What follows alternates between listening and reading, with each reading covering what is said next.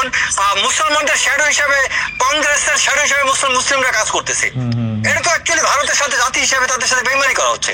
আবার বাংলাদেশে কেন হিন্দুরা তাদের আওয়ামী লীগের শ্যাডো হিসাবে কেন কাজ করবে? গত 16 বছর দেশ চালিয়েছে স্বৈরাচারী শেখ হাসিনা। এর মধ্যে নিজেকে আজীবন ক্ষমতায় টিকিয়ে রাখতে সচিবালয় থেকে শুরু করে মাঠ পর্যায়ে সব জায়গা নিজের মতো করে সাজিয়েছেন তিনি। প্রশাসনের সচিব ও কর্মকর্তাদের যোগসাজশে ভোট চুরি করে ক্ষমতা ধরে রেখেছিল হাসিনা। শুধু তাই নয়, সবশেষ ছাত্র জনতার আন্দোলনকে দমাতে প্রশাসনের এসব অসাধু এবং সুবিধাভোগী কর্মকর্তাদের ব্যবহার করেছেন খুনি হাসিনা। খোঁজ নিয়ে জানা গেছে, বিভিন্ন মন্ত্রণালয় এবং সরকারি কার্যালয়ে বর্তমানে দায়িত্ব পালন করছেন সচিব, উপসচিব, কমিশনার, উপকমিশনার এবং উপজেলা নির্বাহী অফিসার সহ প্রায় 469 জন আমলা। এদের সবাই সনাতন ধর্মাবলম্বী। এসব আমলাদের গুরুত্বপূর্ণ পদে নিয়োগ দিয়ে হাসিনাকে আজীবন ক্ষমতায় টিকিয়ে রাখতে চেয়েছিল ভারত। সম্প্রতি এসব সচিব, যুগ্ম সচিব, উপসচিব, সিনিয়র সহকারী সচিব, সহকারী সচিব, কমিশনার, উপকমিশনারদের একটি তালিকা প্রকাশ করে নিজস্ব ভেরিফাইড ফেসবুকে পোস্ট দিয়েছেন সাবেক সেনা কর্মকর্তা ও নিরাপত্তা বিশ্লেষক মেজর অবসরপ্রাপ্ত রেজাউল করিম। তিনি ওই পোস্টে বর্তমান কে কোন পদে আছেন সে বিষয়েও উল্লেখ করেছেন। ওই পোস্টের প্রথমে তিনি লিখেছেন, তার অবস্থান কোনো বিশেষ ধর্মের মানুষের বিরুদ্ধে নয়, বরং বৈষম্য বিরোধী এবং সমান অধিকার রক্ষার পক্ষে। তিনি আরও লিখেছেন, শেখ হাসিনার হাতে সাজানো গোছানো সচিবালয়ের চিত্রের কথা, যার বিনিময়ে শেখ হাসিনাকে ভারত আজীবন ক্ষমতায় থাকার নিশ্চয়তা দিয়েছিল। সাবেক এই সেনা কর্মকর্তার দেয়া তালিকায় দেখা গেছে, বর্তমান সচিব পদে রয়েছেন 32 জন, যুগ্ম সচিব 131 জন, উপসচিব 125 জন, সিনিয়র সহকারী সচিব 52 জন, সহকারী সচিব 96 জন, অতিরিক্ত বিভাগীয় কমিশনার 4 জন, উপবিভাগীয় কমিশনার 5 জন, অতিরিক্ত উপবিভাগীয় কমিশনার 10 জন, উপজেলা নির্বাহী অফিসার 14 জন সহ মোট 469 জন কর্মকর্তা। ভারতের কথায় তাদের গুরুত্বপূর্ণ দায়িত্বে বসিয়েছিলেন হাসিনা। হাসিনার পতনের 1 বছর পরও স্বপদে বহাল রয়েছেন এসব কর্মকর্তা। তালিকা বিশ্লেষণ করে দেখা গেছে, যুগ্ম সচিব পদে রয়েছেন ডাক্তার সৌরেন্দ্রনাথ, দয়ানন্দ দেবনাথ, গুল্লাল সিংহ, পরিমল চন্দ্র বসু, রতন কুমার ঘোষ, প্রণব কুমার সাহা। আবার সিনিয়র সহকারী সচিব পদে আছেন পল্লব কুমার ব্যানার্জি, শিমুল কুমার সাহা, স্নেহাশিস দাস, অমিত দেবনাথ, দেবাংশু কুমার সিনহা। এর মধ্যে শিমুল কুমার সাহা, স্নেহাশিস দাস, অমিত দেবনাথ ও দেবাংশু কুমার সিনহা 24-এর ছাত্র জনতার আন্দোলনে গুলি করার নির্দেশ দিয়েছেন বলে অভিযোগ রয়েছে।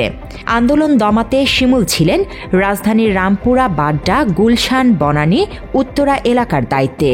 তার নির্দেশে ওইসব এলাকায় গুলি চালিয়েছে পুলিশ, অথচ এখনও স্বপদে বহাল তিনি।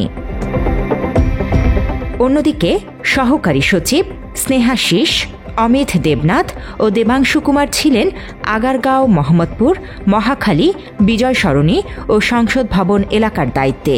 এদের বিরুদ্ধেও আন্দোলন চলাকালে ছাত্র জনতার উপর গুলি চালানোর অভিযোগ রয়েছে। মাত্র 30% টাকায় জমির মালিক হয়ে নতুন বাংলাদেশের গড়ে তোলার স্বপ্ন দেখা বাংলা বসতি। এ বিষয়ে সাবেক এই সেনা কর্মকর্তা মুঠোফোনে বলেন, ধর্ম পরিচয়ে চাকুরিতে পদ পদবীর বিষয়ে কোনো আপত্তি নেই, তবে বাংলাদেশের হিন্দুদের নিজেদের হীন স্বার্থে ব্যবহার করছে আওয়ামী লীগ। এই যে ব্যক্তিগুলো, এখন আমি ধরে নিলাম আমার এখানে 10% বা 20% ধরো নামগুলো ভুল ধরে নিলাম, আমার তারপরে যদি এখানে 80% নাম, যেটা আমি কনফার্ম করে বলছি, যেখানে 80% নাম একদম কনফার্ম, যাদের মধ্যে 70% মিনিমাম এখন বিভিন্ন পদ পজিশনে আছে। পশ্চিমবঙ্গে কিন্তু বিজেপি কখনো দাঁড়াইতে পারতেছে না, কারণ কি ওখানে কংগ্রেস বা তৃণমূল কংগ্রেস তারা কি করে ওই মুসলমানদেরকে এমন ভাবে আঁকড়ে ধরে রাখছে, মুসলিমদেরকে ধরে রাখার কারণে ওখানে বিজেপি ঢুকতে পারে না। তো এখানে কি মুসলিমদেরকে তারা আসলে কি সম্মান দিচ্ছে, ইজ্জত দিচ্ছে? তা না, মুসলিমদেরকে তারা ইউজ করছে।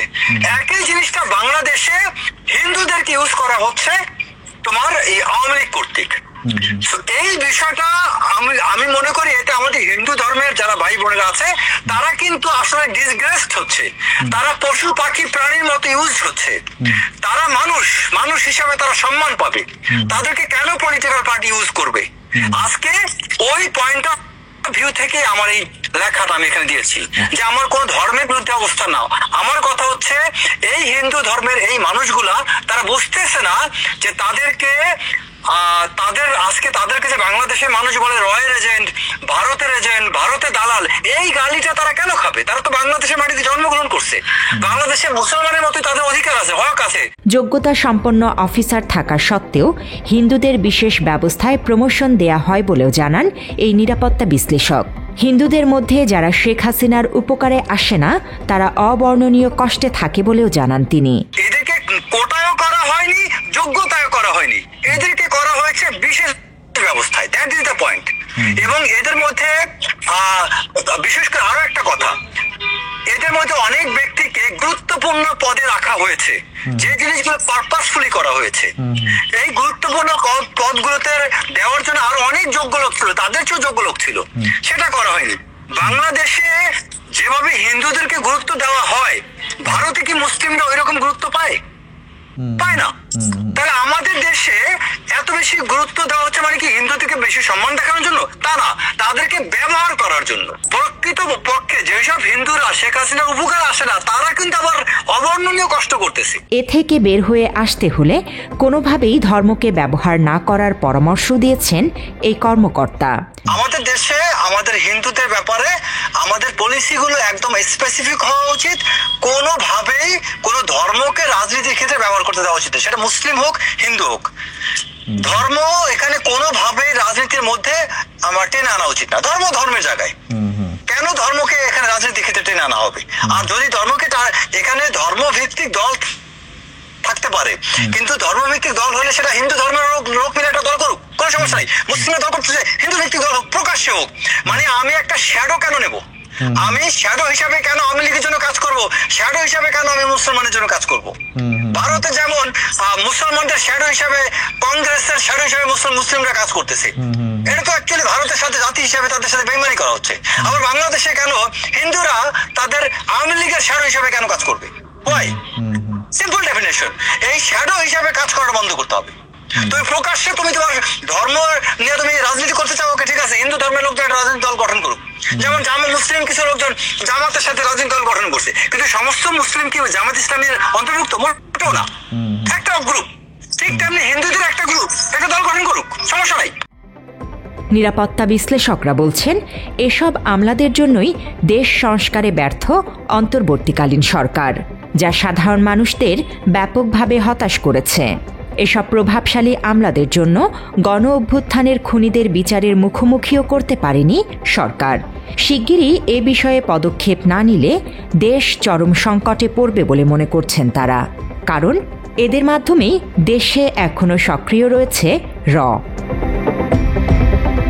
জান্নাতুল ফেরদৌস, বাংলা এডিশন।